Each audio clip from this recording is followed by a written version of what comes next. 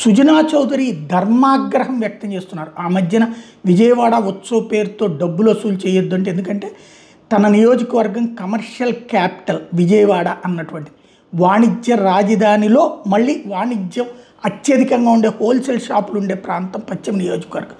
అక్కడ వ్యాపారులని ఆ పేరుతో ఈ పేరుతో దోచుకోవద్దని వాళ్ళకి కాపలా కాస్తున్నారు ఆయన.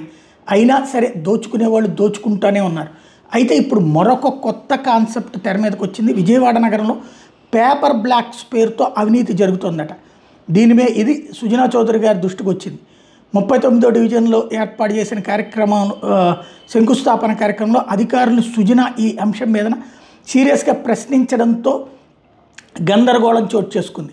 ఈ పేపర్ బ్లాక్స్ పేరుతో నిధులు దుర్వినియోగం జరుగుతున్నట్టు తెలిసిందంటూ శంకుస్థాపనకు ముందే వాటికి ఏర్పాటుకి అయ్యే ఖర్చు గురించి Siddhartha engineering college civil department నిపుణులతో ఆయన చర్చించారట. శంకుస్థాపన జరిగే ప్రాంతంలో పనుల కోసం ఎంత ఖర్చు చేస్తున్నారని ప్రశ్నించారట.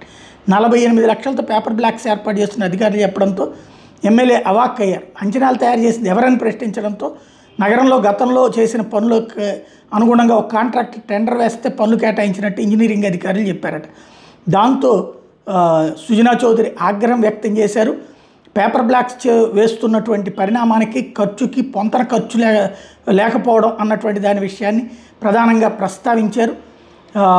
వాస్తవ ఖర్చుకి రెట్టింపు కంటే ఎక్కువ అంచనాలు ఉన్నాయి అన్నటువంటిది ఆయన ఆగ్రహానికి కారణమైంది.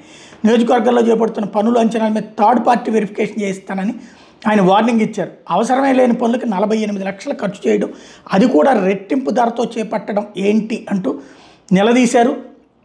ఇలా వృధా ఖర్చును అడ్డుకుని అన్ని డివిజన్లోని గ్రామ వార్డు సచివాలయాలకు శాశ్వత కార్యాలయాలు ఏర్పాటు చేయొచ్చు కదా, ఇప్పటికీ చాలా వార్డులు అద్దె కార్యాలయాల్లో సచివాలయాలు నడుస్తున్నాయి కదా అంటూ ఆయన ఆగ్రహం వ్యక్తం చేశారు.